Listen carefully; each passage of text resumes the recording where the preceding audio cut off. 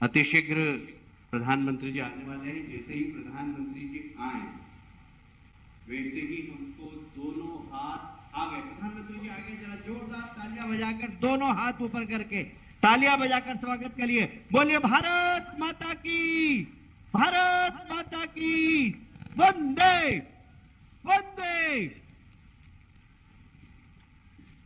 मैं बहुत ज्यादा समय लूंगा नहीं।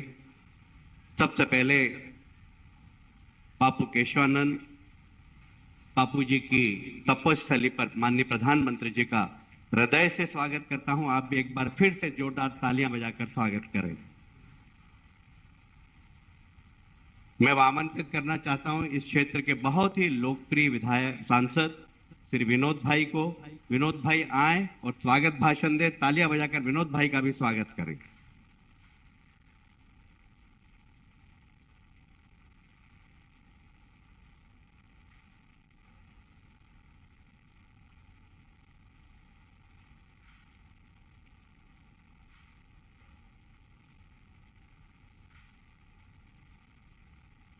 खोखरा हनुमान हरिधामना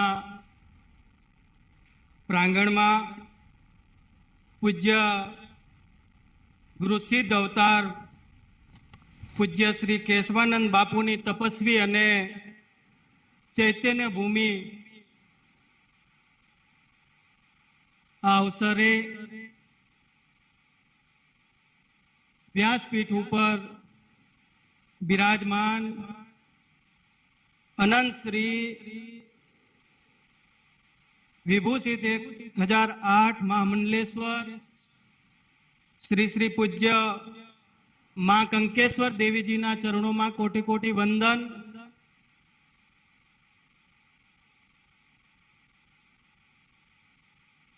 अने आ राम कथानी अंदर अने हनुमानजी महाराजनी मूर्तिना अनावरण प्रसंगे अपनी साथे वर्च्युअली जोड़ायेल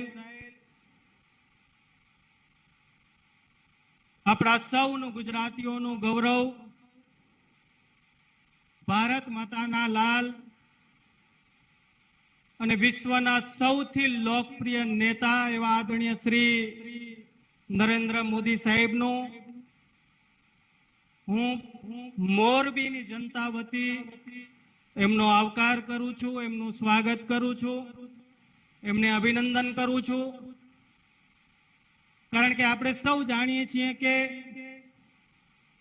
मोरबीनी ए दुखनी घड़ी होय होनारतनी,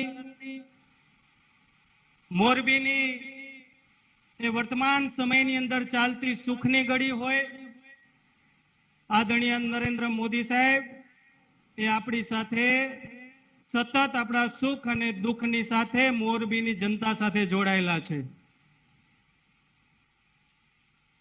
पूज्य मंच पर उपस्थित पूज्यवर मुक्तानंद बापूजी, पूज्य इंद्रभारती बापूजी, पूज्य दुर्गादास जी बापूजी અને આપણી વચ્ચે મુખ્ય મહેમાન શ્રી ભારત સરકારના સિનિયર મંત્રી શ્રી કૃષિ પ્રધાન આદરણીય શ્રી નરેન્દ્રસિંહ તોમરજી, અમારા પાર્ટીના રાષ્ટ્રીય મહામંત્રી શ્રી આદરણીય શ્રી કૈલાસ વિજયવર્ગીયજી, આપણી વચ્ચે ઉપસ્થિત આપણા વિધાનસભાના અધ્યક્ષ આદરણીય શ્રી निमाबेन आचार्य जी, नरेंद्र सिंह तोमर जी, सांसद श्री मोहन भाई कुनरिया, आदरणीय श्री दुर्लभ जी भाई, आदरणीय श्री कांति भाई अमृतिया, उपस्थित आ कथाना मुख्य यजमान श्री भाई श्री अजय भाई, आदरणीय जयंती भाई कवाड़िया, मंच पर विराजमान सर्वे श्री दुर्लभजी भाई, अपना संतगण ने नमन। मोटी संख्या में उपस्थित सर्वे आ कथाना मोरबीनी धर्म प्रेमी सौ जनता ने पण मारा वंदन। अजय भाई अपनी साथे आदरणीय श्री હમણાં જ મોદી સાહેબ આપણને આજના પ્રસંગને ઉદ્બોધન કરશે, પણ આપણે સૌ જાણીએ છીએ કે આ એક પૂજ્ય કેશવાનંદ બાપુની એક તપસ્વી અને ચૈત્ય ભૂમિ છે અને પૂજ્યના નેતૃત્વમાં સતત ને સતત અહીંયા આપણે જોઈ રહ્યા છીએ કે જે રીતે આપણા દેશના પ્રધાનમંત્રી શ્રી આદરણીય નરેન્દ્ર મોદી સાહેબના નેતૃત્વમાં વિકાસની સાથે સાથે દેશની અંદર ધર્મની વિરાસતની જાળવણી અને જીર્ણોદ્ધાર થઈ રહ્યો છે। એ જ રીતે આ મોરબી જિલ્લાની અંદર પણ માના સાનિધ્યમાં આ જગ્યા ઉપર ભગવાન દ્વારકાધીશ, ભગવાન રામ દરબારનું શિવાલય, માં દુર્ગાનું મંદિર, ખોખરા હનુમાનજી મહારાજની મૂર્તિ અને એક રમણીય અને ધાર્મિક સ્થળ બનવા જઈ રહ્યું છે। અહીંયા અનેક દાતાશ્રીઓના સહયોગથી આપણે જોઈ રહ્યા છીએ કે ગૌશાળા પણ ચાલી રહી છે। અહીંયા ઋષિ કુમારો સંસ્કૃત પાઠશાળા અને વેદ ધામ પણ ભવ્ય તો ભવ્ય બન્યું છે। આવી ભવ્ય પવિત્ર ભૂમિ આ સૌરાષ્ટ્રની આ મોરબી જિલ્લાની અંદર માના સાનિધ્યમાં આપણને મળી છે, ત્યારે આપણે માને કોટી કોટી વંદન કરીએ। અને આજે જ્યારે પ્રત્યક્ષ રીતે આપણી સાથે વર્ચ્યુઅલી રીતે જ્યારે દેશના પ્રધાનમંત્રી શ્રી નરેન્દ્ર મોદી સાહેબ આપણને ઉદ્બોધન કરવાના છે, હું ફરી એકવાર આપ સૌ વતી એમને આવકારું છું, એમને વંદન કરું છું, એમને અભિનંદન કરું છું। અસ્તુ। ભારત માતા की जय।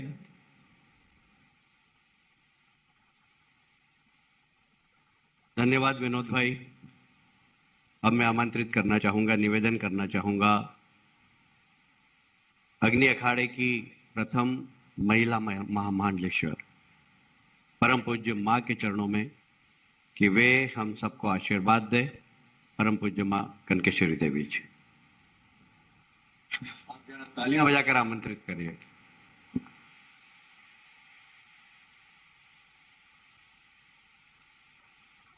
श्री खोखरा हनुमान अरहर धाम के प्रांगण में 108 फीट गुजरात की प्रथम ऊंची जो हनुमान जी महाराज की प्रतिमा बनी है, इसके अनावरण के उपलक्ष्य में आयोजित राम कथा में मंच पर विद्यमान सभी संतगण, सभी राज्य के महानुभाव, अभी विनोद जी ने सभी के नाम बता दिए हैं, और जिस परिवार के द्वारा, जिनके संस्कारों के द्वारा ये भव्य प्रतिमा यहाँ पर बनी है, ऐसे निखिल जी, नंदा जी का पूरा परिवार एवं आप सभी श्रोताजनों, विशेष रूप से यहाँ पर जो हमारे बीच में उपस्थित हैं, ऐसे भारत के प्रधानमंत्री जी माननीय श्री नरेंद्र भाई मोदी जी, ये स्थान मेरे सदगुरु का प्रिय स्थान है, उनकी साधना भूमि है, उनकी भजन भूमि है। बाल स्वरूप में यहाँ पर हनुमान जी महाराज विराजित थे और आज कनक भूधराकार शरीरा बन करके 108 फीट ऊंची प्रतिमा का यहाँ पर निर्माण हुआ है। गुजरात के ये प्रथम है, लेकिन इस मूर्ति के अंदर कम से कम 8 अरब राम नाम को स्थापित किया है। उस रूप में भारत की यह प्रथम प्रतिमा है। हम चाहते थे कि जितनी भव्य ये प्रतिमा बनी है, उतना भव्य इसका अनावरण भी होना चाहिए। और जब कैलाश ने बताया कि शायद इसके अनावरण में प्रधानमंत्री जी भी आ सकते हैं, और जैसे ही बताया और हमने इस बात को अच्छे से पकड़ लिया कि ऐसा भी होना चाहिए, नहीं ऐसा ही होना। और हनुमान जी की कृपा से सारे काम सिद्ध होते ही हैं। और गुरु महाराज की कृपा से आज ये होने जा रहा है कि हमारे प्रधानमंत्री जी के कर कमलों से इस भव्य मूर्ति का यहाँ पर अनावरण होने जा रहा है। जो व्यक्ति राजनीति में होता है तो अक्सर हम सबका अनुभव ऐसा था कि उसकी अध्यात्म की सूझबूझ कुछ उतनी ज्यादा नहीं होती, और जो लोग अध्यात्म के होते हैं उसमें राजनीति की कुछ सूझ समझ नहीं होती है, बहुत कम होती है। लेकिन ये भारत का सौभाग्य है कि भारत को ऐसा नेतृत्व प्राप्त हुआ है कि जिसमें राज भी है और योग भी है। और हनुमान जी की प्रतिमा का जब अनावरण करना है तो ऐसे राजयोगी के द्वारा ही होना चाहिए। और हम सबका ये सौभाग्य है कि हमको ऐसे प्रधानमंत्री प्राप्त है। तो आज ये परिसर ही नहीं, मोरबी ही नहीं, पूरा गुजरात इस बात को लेकर के गौरवान्वित है कि आदरणीय प्रधानमंत्री जी के कर कमलों से ये कार्य होने जा रहा है। इस अवसर पर मैं गुरुदेव के चरणों में प्रार्थना करूं कि जब देश और दुनिया महामारी और युद्ध जैसे घोर संकटों से ये धरा जब गुजर रही है, और ऐसे कठिन काल में भारत का नेतृत्व ऐसे राजयोगियों के हाथों में रहे और भारत रहे, सुरक्षित रहे। जय गिरनार।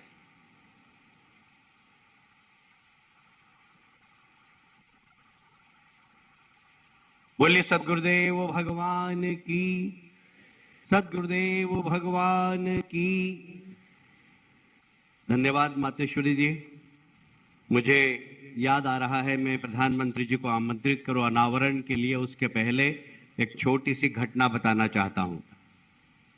माननीय प्रधानमंत्री जी, जब इस प्रतिमा पूर्ण हो गई तो मैंने मां से कहा कि इसका अनावरण किससे करवाना है, तो उन्होंने कहा कोई भी योग्य व्यक्ति ही करेगा। फिर मैंने पूछा कि इसका अनावरण किससे करवाना है, पहले बात करना पड़ेगी। बोले कोई योग्य व्यक्ति ही करेगा। मैं समझ नहीं पाया कि संतों की इस बात के पीछे क्या राज छुपा हुआ है। पहले मुझे कल्पना नहीं थी कि प्रधानमंत्री जी करने वाले, मैं समझ रहा था कोई शंकराचार्य या कोई बड़े संत आके करेंगे, पर मां के शब्दों में कुछ न कुछ छुपा हुआ था। और ये छुपा हुआ क्या था, जब प्रधानमंत्री जी ने स्वीकृति प्रदान की तो मुझे हनुमान चालीसा की वो 2 लाइन और सुंदरकांड की 2 लाइन याद आ गई कि विद्यावान गुणी अति चातुर, राम काज करिबे को आतुर। जो राम काज के लिए हमेशा अपना तन मन धन न्यौछावर करते, ऐसे हनुमान जी। फिर मुझे सुंदरकांड की 2 लाइन और याद आई, हनुमान ते ही परसा कर पुनि कीन्ह प्रणाम, राम काज कीन्हे बिनु मोहि कहा विश्राम। यह हनुमान जी का गुण है। पर क्या यह गुण प्रधानमंत्री जी का नहीं है? मैं आपसे पूछना चाहता हूं कि गुजरात के मुख्यमंत्री रहे 14 साल, 8 साल से इस देश के प्रधानमंत्री हैं, क्या एक दिन भी उन्होंने छुट्टी मनाई? जो हनुमान जी का गुण है राम सेवा का, वही गुण प्रधानमंत्री जी का है राष्ट्र सेवा का। राष्ट्र सेवा ही राम सेवा है, राम सेवा ही राष्ट्र सेवा है। इसलिए मां ने कहा था कोई योग्य व्यक्ति ही इसका अनावरण करेगा। और इसका अनावरण करने के लिए मैं देश के प्रधानमंत्री जी से निवेदन करूंगा कि आप इस मूर्ति का अनावरण करें और हम सबको सौभाग्य दें कि हम उनके अच्छे तरीके से दर्शन करें। आदरणीय महामंत्री प्रधानमंत्री जी।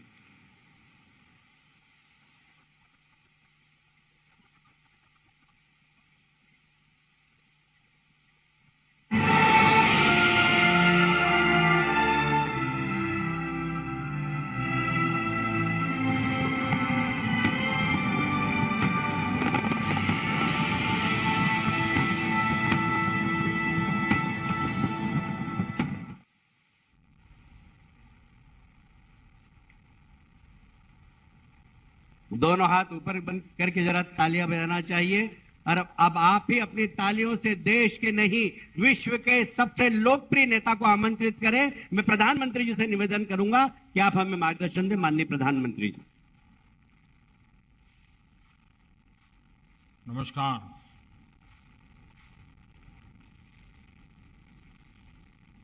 महामंडलेश्वर कंकेश्वरी देवी जी और राम कथा आयोजन से जुड़े सभी महानुभाव, गुजरात की इस धर्मस्थली में उपस्थित सभी साधु संत, महंत, महामंडलेश्वर एससी ट्रस्टा नंदा ट्रस्ट के सदस्यगण, अन्य विद्वान और श्रद्धालुगण, देवी और सज्जनों, हनुमान जयंती के पावन अवसर पर आप सभी को, समस्त देशवासियों को बहुत बहुत शुभकामनाएं। इस पावन अवसर पर आज मोरबी में हनुमान जी की इस भव्य मूर्ति का लोकार्पण हुआ है। ये देश और दुनिया भर के हनुमान भक्तों के लिए, राम भक्तों के लिए बहुत सुखदाई है। आप सभी को बहुत बहुत बधाई। साथियों, रामचरितमानस में कहा गया है, बिनु हरि कृपा, बिनु हरि कृपा मिल ही नहीं संता। यानी ईश्वर की कृपा के बिना संतों के दर्शन दुर्लभ होते हैं।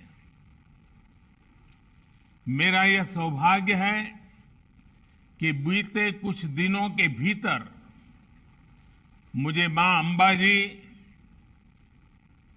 उमिया माता धाम, मां अन्नपूर्णा धाम का आशीर्वाद लेने का मौका मिला है। अब आज मुझे मोरबी में हनुमान जी के इस कार्य से जुड़ने का, संतों के समागम का हिस्सा बनने का अवसर मिला है। भाइयों और बहनों, मुझे बताया गया है कि हनुमान जी की इस तरह की 108 फीट ऊंची प्रतिमा देश के 4 अलग अलग कोने में स्थापित की जा रही है। शिमला में ऐसी ही एक भव्य प्रतिमा तो हम पिछले कई वर्षों से देख रहे हैं। आज यह दूसरी प्रतिमा मोरबी में स्थापित हुई है।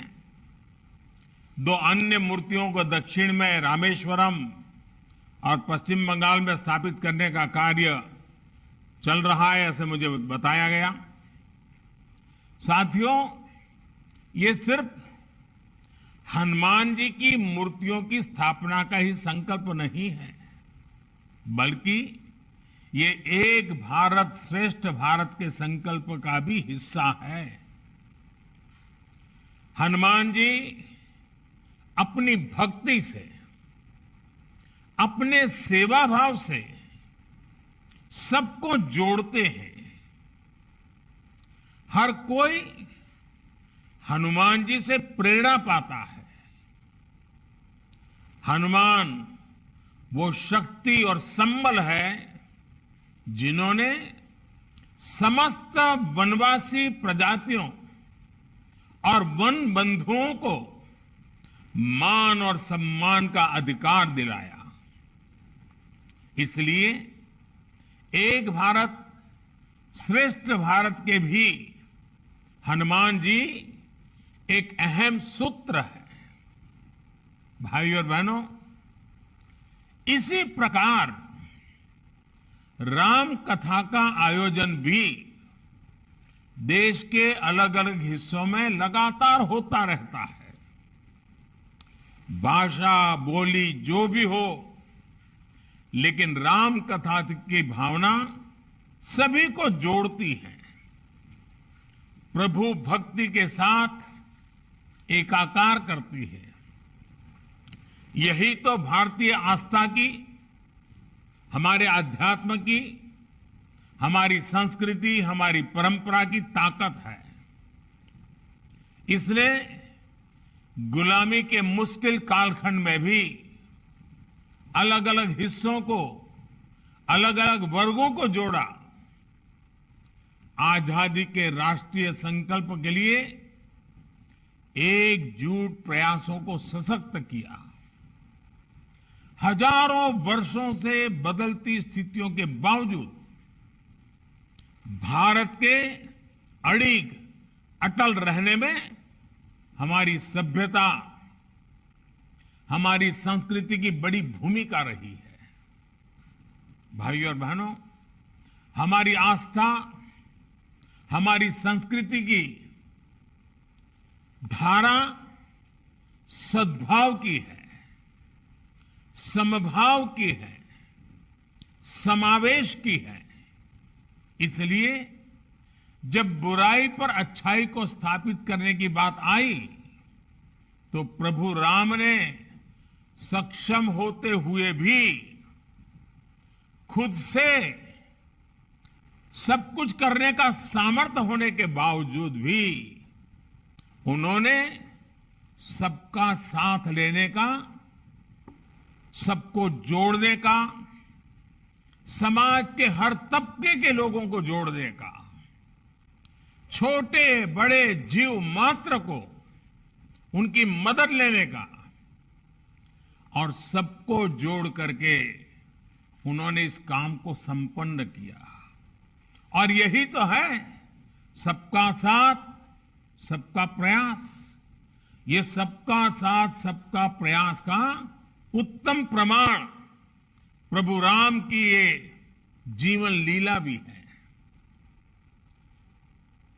जिसके हनुमान जी बहुत अहम सूत्र रहे हैं। सबका प्रयास की इसी भावना से आजादी के अमृत काल को हमें उज्जवल करना है। राष्ट्रीय संकल्पों की सिद्धि के लिए जुटना है।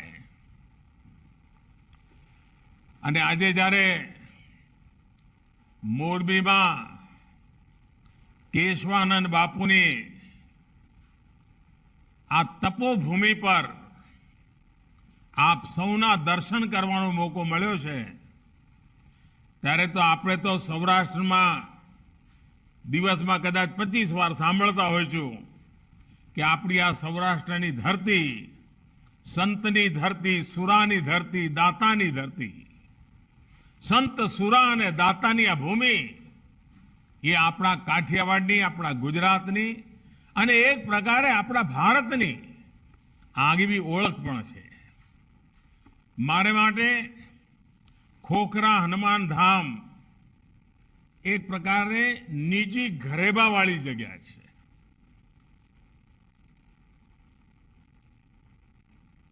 એની સાથે મારો નાતો મર્મ અને કર્મનો રહ્યો છે, એક પ્રેરણાનો નાતો રહ્યો છે। વર્ષો પહેલા જ્યારે જ્યારે મોરબી આવવાનું થયું, કાર્યક્રમો ચાલે ને સાંજ પડે તો એમ થાય કે હાલો જરા હનુમાન ધામ જઈ આવીએ, પૂજ્ય બાપુ પાસે 5-15 મિનિટ વિતાવીએ, એમના હાથે કાંઈ પ્રસાદ લેતા આવીએ। અને જ્યારે મચ્છુ ડેમની ઘટના ઘટી, દુર્ઘટના ઘટી, ત્યારે તો આ હનુમાન ધામ પ્રવૃત્તિથી ધમધમતું થઈ ગયું। અને એના કારણે મારો સ્વાભાવિક રીતે બાપુ સાથે ઘનિષ્ઠ નાતો આવ્યો। અને એ દિવસોમાં ચારે તરફથી લોકો જ્યારે સેવા ભાવથી કામ માટે આવતા, ત્યારે આ બધા સ્થાન હતા, મથક બની ગયા કે જ્યાંથી મોરબીના ઘેર ઘેર મદદ પહોંચાડવાનું કામ ચાલતું હતું। એક સામાન્ય સ્વયંસેવકના નાતે મને લાંબો સમય તમારી બધાની વચ્ચે રહીને એ દુઃખની ઘડીમાં આપની સાથે રહેવાનું, આપના માટે જે કંઈ ચાલતું હતું એમાં જોડાવાનું મને સૌભાગ્ય મળ્યું હતું। અને એ વખતે પૂજ્ય બાપુ સાથે જે વાતો થતી હતી એમાં મોરબી આનાથી પણ ભવ્ય બનાવવું છે ભાઈ. ઈશ્વરની ઈચ્છા હતી, આપણી કસોટી થઈ ગઈ એમ કે બાપુ. અને હવે આપણે અટકવાનું નથી, બધાએ લાગી પડવાનું છે. બાપુના શબ્દો બહુ ઓછું બોલતા પણ સરળ ભાષામાં વાત મૂકતા. આધ્યાત્મની દ્રષ્ટિથી પણ માર્મિક વાત કરવાની પૂજ્ય બાપુની વિશેષતા રહી હતી. ત્યાર પછી પણ અનેક વાર એમના દર્શન કરવાનું સૌભાગ્ય મળ્યું. અને જ્યારે ભુજમાં અને કચ્છમાં ભૂકંપ આવ્યો, હું એમ કહી શકું કે મોરબીની દુર્ઘટનામાંથી જે પાઠ ભણ્યા હતા, જે શિક્ષણ લીધું હતું, આવી પરિસ્થિતિમાં કેવી રીતે કામ કરાય એનો જે અનુભવ હતો એ ભૂકંપની અંદર કામ કરવામાં લેખે લાગ્યો. અને એટલા માટે હું આ પવિત્ર ધરતીને વિશેષ ઋણી છું. કારણ જ્યારે પણ મોટી સેવા કરવાનો મોકો આવ્યો તો મોરબીના અનુભવ આજે પણ એ સેવા ભાવથી કામ કરવાની પ્રેરણા આપે છે.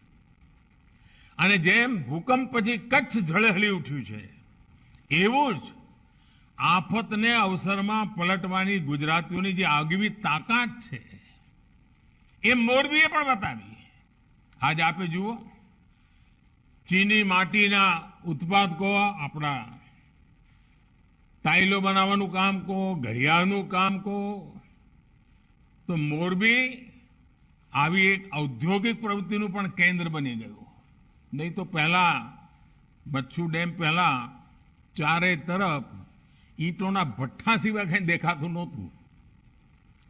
મોટી મોટી ચીમનીઓ અને ઈંટોના ભઠ્ઠા. આજે મોરબી આન બાન શાન સાથે ઊભું છે. અને હું તો પહેલા પણ કહેતો હતો કે એક બાજુ મોરબી, બીજી બાજુ રાજકોટ અને ત્રીજી બાજુ જામનગર.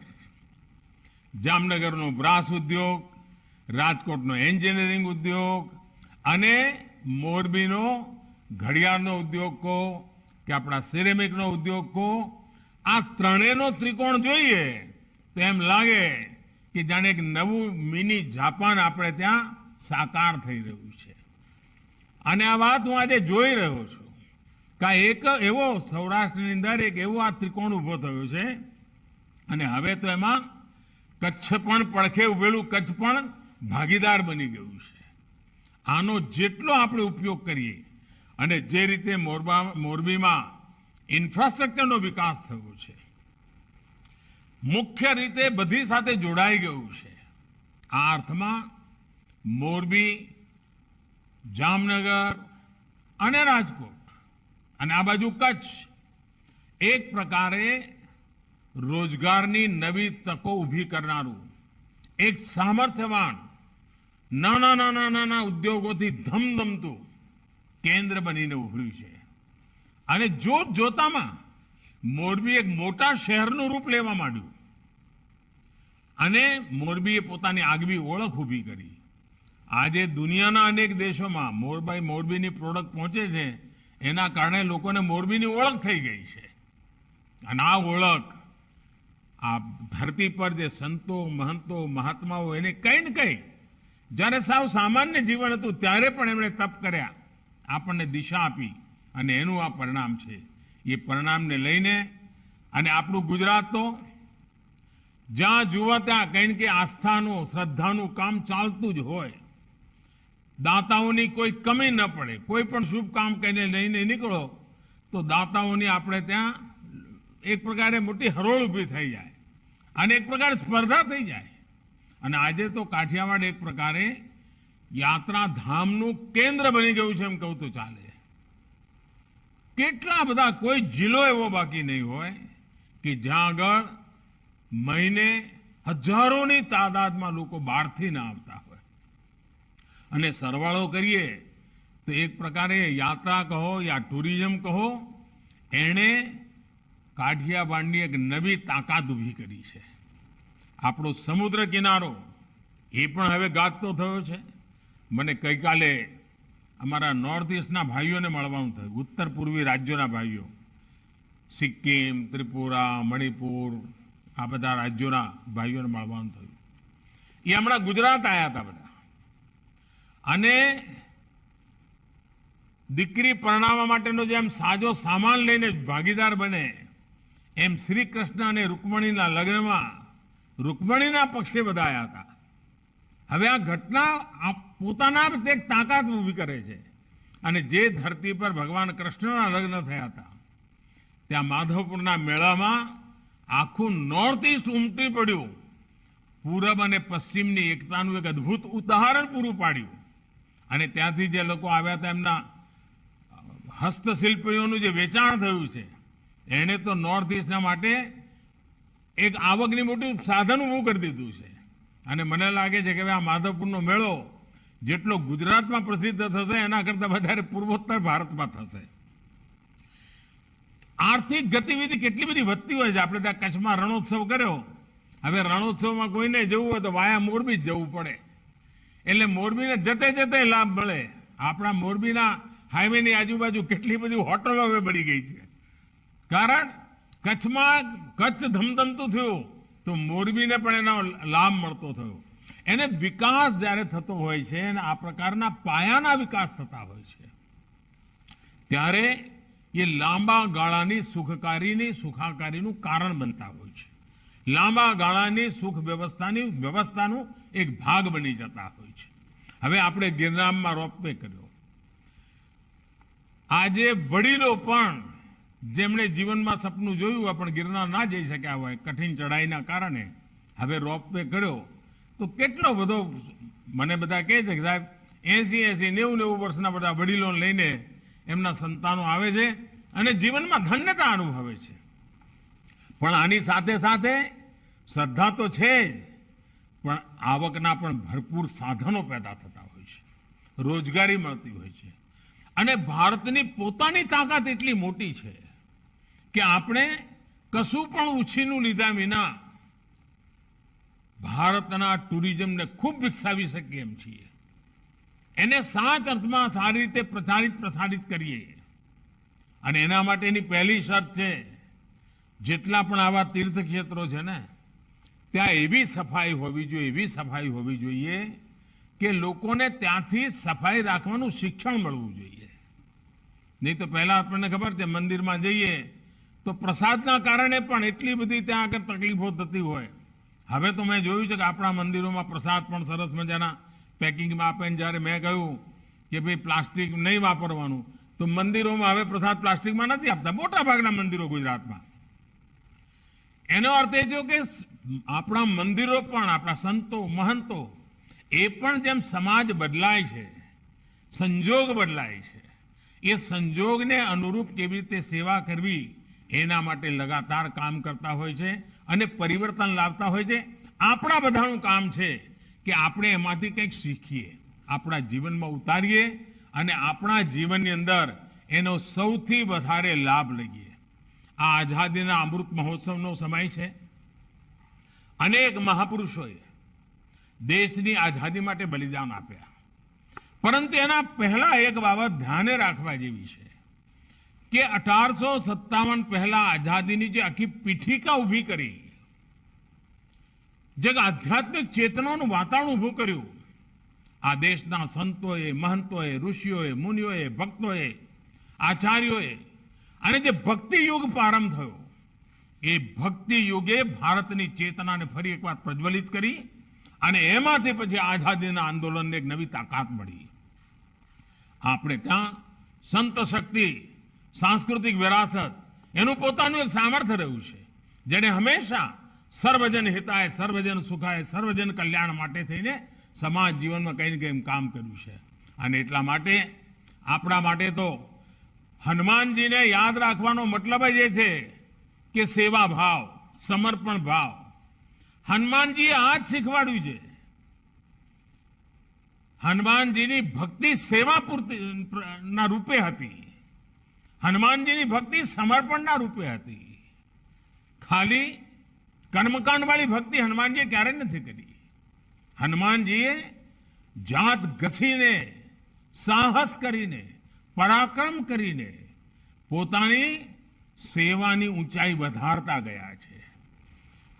આજે પણ આઝાદીના જ્યારે 75 વર્ષ મનાવી રહ્યા છે ત્યારે આપણામાં પડેલો સેવા ભાવ જેટલો પ્રબળ બનશે, જેટલો પરોપકારી બનશે, જેટલો સમાજ જીવનમાં જોડનારો બનશે, આ રાષ્ટ્ર વધુ ને વધુ સશક્ત થશે. અને આજે હવે ભારતને આમ નામ રહેવું પાલવે એમ છે જ નહીં ભાઈ. હવે ભારત આપણે ઊંઘતા હોઈએ કે જાગતા હોય પણ આપણે હવે આગળ વધ્યા વિના છૂટકો જ નથી. દુનિયાની સ્થિતિ એવી બની છે, આજે આખી દુનિયા કહેવા માંડી છે આત્મનિર્ભર થવું પડે.